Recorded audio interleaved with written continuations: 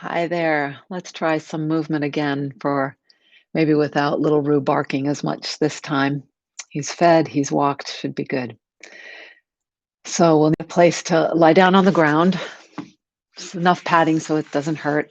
Something to perhaps like a rolled up blanket, as I've got here, a rolled up blanket that's can be under the knees if lying on your back is not comfortable.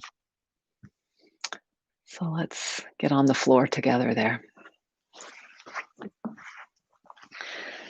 Again, I'll try to make this not too long, no more than 10 minutes if I can.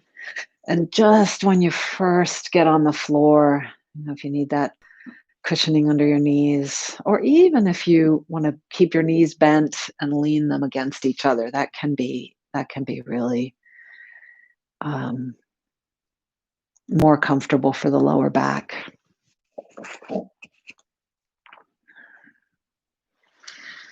Just start to arrive. You can also put something under your head if you feel like your chin is up in the air. So that can be helpful. And just being still here and breathing. If you do this, if you have no time for anything else but 1 or 2 minutes of this, or even 5 minutes if you're lucky, is fabulously therapeutic, especially if you add the intention of just feeling your breath, just completely tuning into your own sensory experiences, to the various landscape features of your back body against the ground.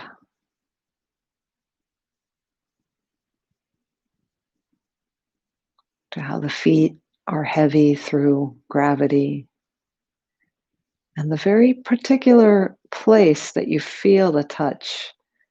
My left and right feet touch very differently at this point, or it feels like that. I might be wrong, but the how we're perceiving it from the inside is part of this mapping that helps us be more aware more of the time, effortlessly. You can notice how this is especially interesting, how the calves touch the ground.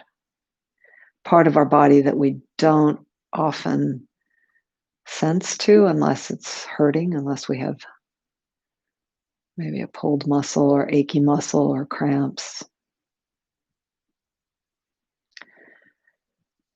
And one of the overall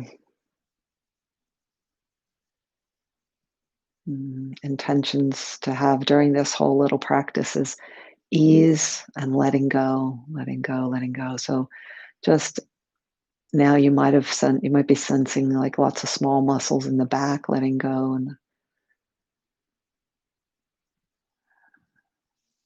and breathing freely. You can notice how you sense the pelvis on the ground, the upper legs touching. Different parts have different shapes, how they touch the ground, different weights, densities. You've got a different familiarity with each part. Lower back, I've got a little bit of a space under there. As I felt with my hand, I would have thought it's bigger. It's more central. I'd be aware of the middle back lightly touching. Upper back, shoulder blade area. Sensing where your spine is from tail through the low back, middle back, upper back, all the way up to the neck, meeting the head.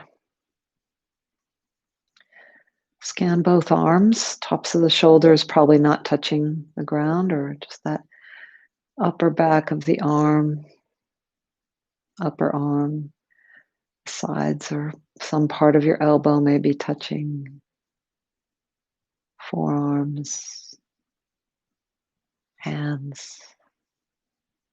Probably a lift under the wrist and lower forearms. But it depends how you've placed your arms. If you had your hands on your body, you'd have a different way of the body would be the ground contact for the hands. Change how you sense your upper back. And then sense the space under your neck and the weight of your head.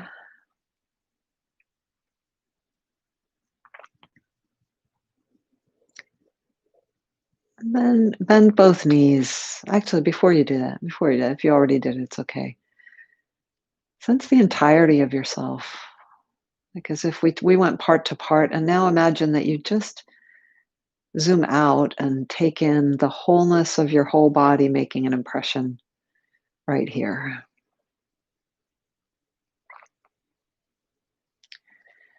Bend both knees, and that shifts everything. It's like a seismic interruption of the way the body now leans against the ground. Excuse me.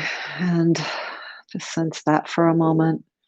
And we'll do just a very basic, something you've probably done before, just a basic rolling of the pelvis where you breathe freely and tilt the pelvis back so the lower back presses toward the ground. And then tilt the pelvis forward so the tail presses toward the ground and the low back gets a little more space under it. Top of the sacrum lifts, but the hips don't leave the ground. And so you just rock back and forth this way. And the soles of the feet are shifting the way they touch the ground. And while you've surely, probably, I imagine you've done this lots and lots of times before, what the ask here is to slow down and notice anything that gets in the way of smoothness, ease.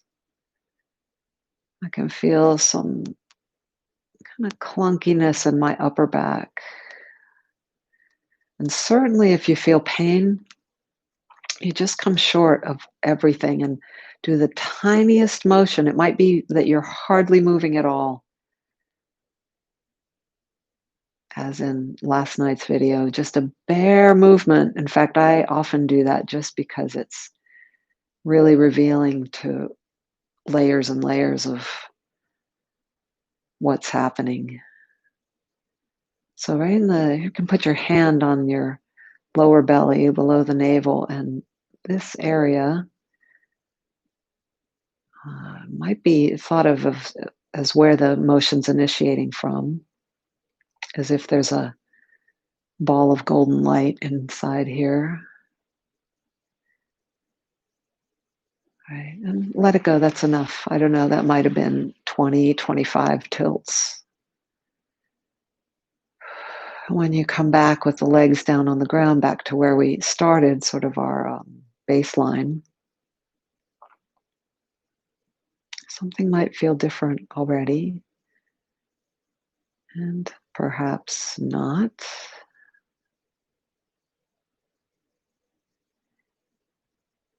And like I said, just this of laying on the ground, if you wanted to do it for 10 minutes, just laying on the ground, and letting go, like everywhere you feel knots, and you don't even have to consciously do it, just by the intention of relaxing your body will respond to the presence of ground and start letting go.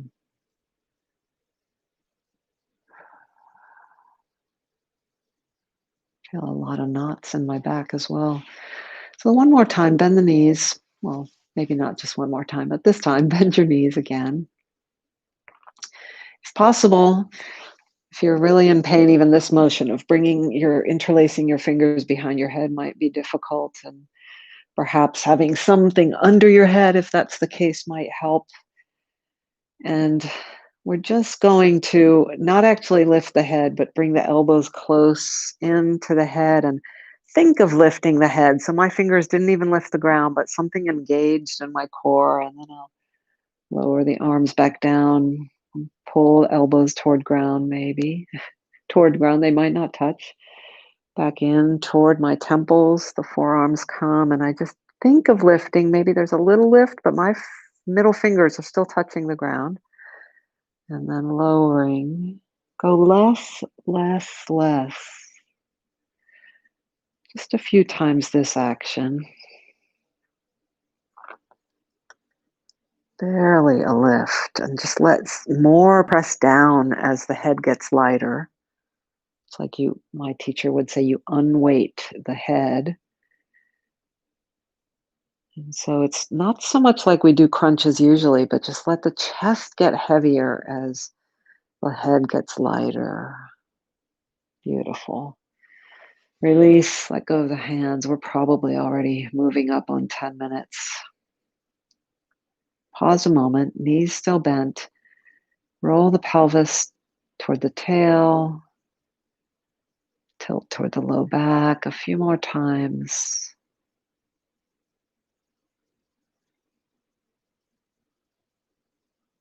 And you're looking to find fluidity in the belly and the hips and the spine and all the parts of your body. Even the legs are involved in some way. You might sense that the spine is sort of like a rod that's moving toward the headward, and then toward the tail. Or maybe that's not what you sense.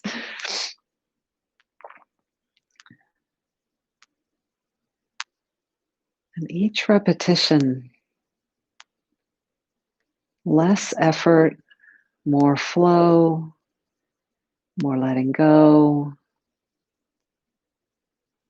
Not just in that pelvic area, but in the rib cage, in the shoulders, in the throat, in the eyes, mouth. And the legs, you might notice the legs are kind of involved. They're moving a little, maybe slightly pushing into the ground or pulling toward your torso to assist this movement. And even that, could you make it less effortful, almost as if just the instruction creates the movement, the idea creates the movement.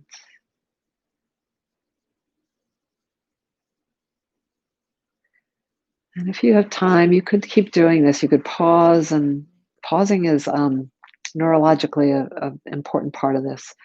Even if it's just a 2 breath pause, it's as if you erase, and at the same time you erase, you sort of embed deeper in your mind what fluidity felt like, what fluidity was present, what the experience was, what paying attention felt like. I'm going to leave that motion here, but as I said, you could repeat it one more time, one more set or another. And using this word set, I risk making this a little like weightlifting. It's more like we're trying to undo than do and achieve. We're trying to undo. And something that may feel nice before we stop is rolling the head side to side. Not so much for seeing how far the range of motion is, but for feeling the connection in the neck, what you sense through the shoulder blades, the relatedness and connectedness, and how just what this feels like without any agenda. Of course, we always want to feel better. We always want to improve. And Moshe Feldenkrais, who this approach is based on, would say, we can always improve our movement. We can always improve no matter what age. Couple more breaths, stillness, just enjoying the letting go. And then take your time when you're ready to bend a knee and roll to your side. Still look for that fluidity. Use the ground, whatever. In order for things to move, the more we press down, the lifting parts happen easier. I call that playground physics. Something has to go down to lift up. And just see as you're sitting, see what you notice.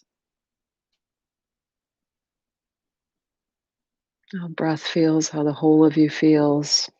And if you have time, when you walk around a little, when you're upright, take a couple steps with conscious awareness of how it feels. So that was 15 minutes.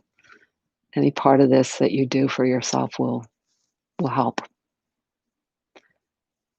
slowing down just a few minutes a day and let gravity do the adjustments for us. Ciao, ciao.